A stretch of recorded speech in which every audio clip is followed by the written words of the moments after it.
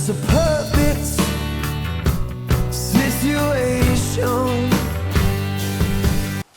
Hello, this is Liz. Welcome to my little urban homestead and my series on food preservation. This is the last week I will be talking about freezing food. But having said that, if anyone has any comments or questions, please feel free, leave them at the bottom and I'll either answer them there or I will make a video answering them. But this is about freezer meals. Your freezer meals, you can make them up with fresh food, canned food, whether that be home canned or bought tin cans. Dehydrated foods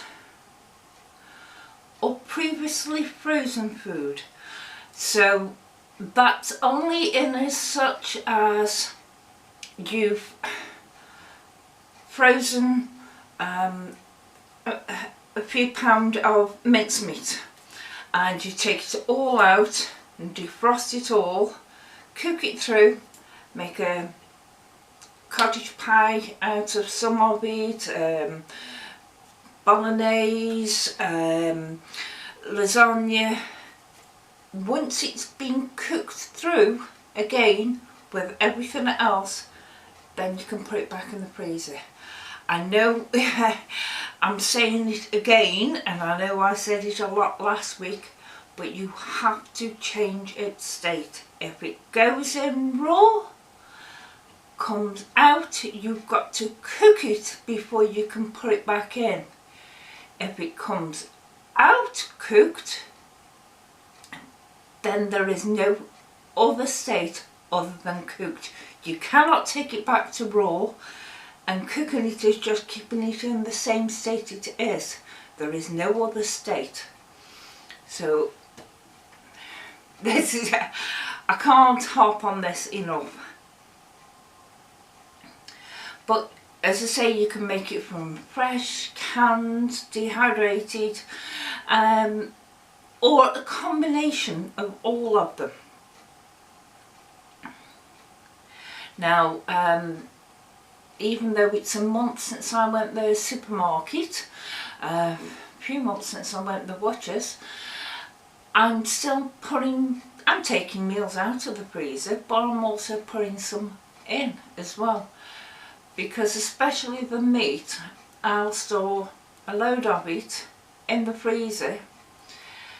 Doesn't take up that much space, and then I'll take it all out, defrost it, can some of it up, make freezer meals and put the freezer meals back in, because it's been cooked. It was raw when it first went in, now it's cooked when it goes in again. Now both me and Lurch like steak kidney puddings, and I make my own, and I'll leave a link to making the steak and kidney pudding. But I've only got one bowl that I can use to steam the pudding. But I make up like three to four lots.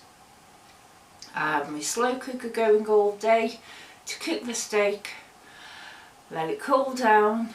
The next day I add cooked kidney to it, make the suet pastry for one steak and kidney pudding, and the others I portion up into these little bowls with lids on, and you can stack them on top. The others are in the freezer at the moment. And that I know is exactly the right size to put in my bowl, because that's exactly the amount that's in the one that I'm having that evening. So you can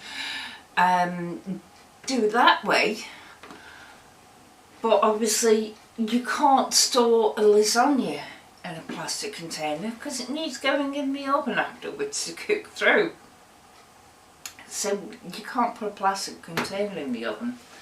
So when I make a lasagna with a freezer, I've got a couple of these big dishes and I normally do it in there. I can, when it's cooked through, I can let it cool, cover it, put it in my freezer. There is normally too much for just the two of us, but what I'll do is I'll make two of these up. One goes in the freezer straight as it is. This other one goes in the oven and we'll have that for our evening meal. But there's enough in here for feed three. So me and Lurch have one meal. There's one portion left which I will have with the next couple of days when he's on a late shift. Or I'll portion that up and put it in the freezer and pull it out when he's on a late shift. Now, some other meals, I showed you these glass dishes before. I've now got two of them out. And the stack, lovely. So I can make a lasagna for tea just for two of us. I'm not putting it in the freezer in them. So find the dish sizes. Go around your second-hand shops and see what dishes you've got because they sell them up really cheap.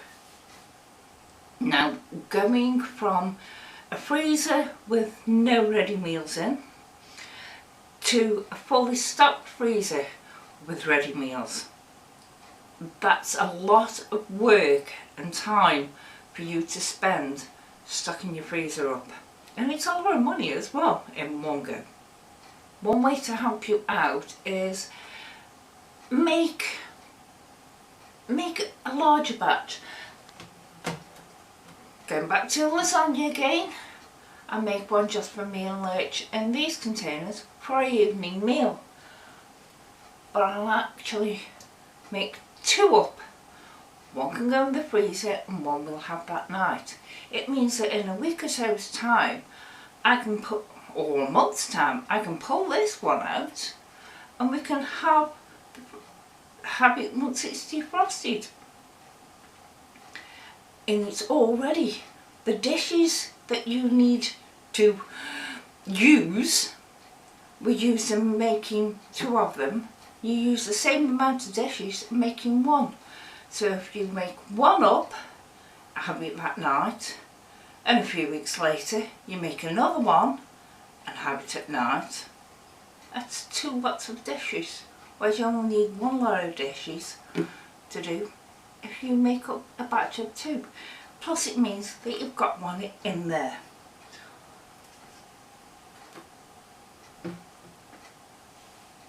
So to build a stock up, start off by cooking twice as much as you need. Or you could cook more than you need. If you only need like 2 portions, cook up 3 and then the extra freeze it and you'll have it another time, especially if, like me, Lurch work shifts, so sometimes it's just me for the evening meal.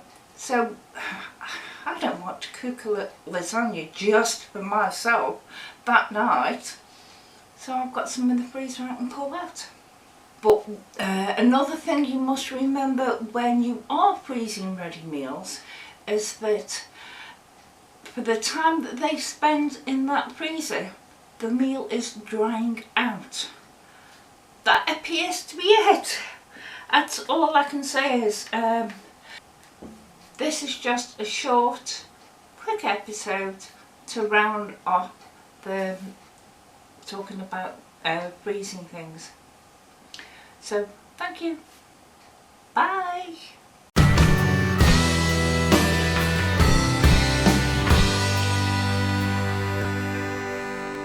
It's a perfect situation.